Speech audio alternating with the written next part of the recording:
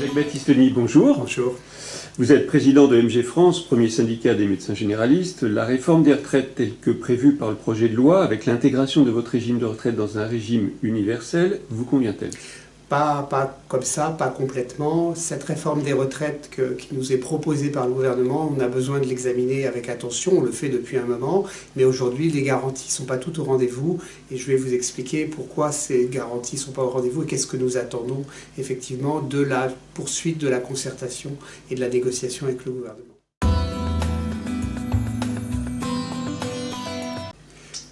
Donc peut-être la première chose à dire, c'est que ce que attendent les médecins, c'est deux choses très simples. C'est d'abord savoir combien ils vont payer et combien ils vont recevoir quand ils seront en retraite. Combien ils vont payer, on sait aujourd'hui avec les premières projections sur le régime universel qu'ils vont payer moins. Ils vont payer relativement moins, ça dépend un petit peu de leur cas de figure, mais ils vont payer moins, donc ça peut être une bonne nouvelle pour les médecins, sauf que s'ils payent moins, en retour, les prestations qu'ils auront quand ils seront en retraite seront moins élevées. C'est quoi la retraite d'un médecin ?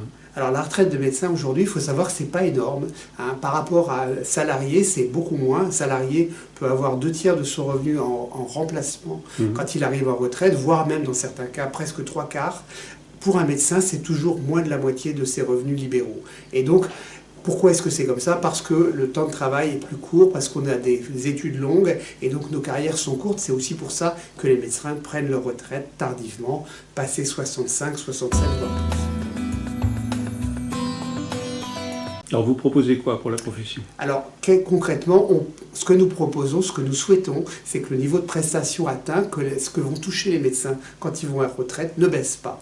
Et donc pour que ça ne baisse pas, et s'il y a une différence entre les prestations qu'ils ont aujourd'hui et celles qu'ils auront demain dans le cadre du régime universel, on dit que cette différence, elle doit être compensée par un régime. Nous avons demandé à la ministre de la Santé la semaine dernière de créer un régime pour compenser cette diminution, et ce régime pourrait être confié à la CARF parce que les médecins français libéraux ont l'habitude de la CARF, apprécient leur travail.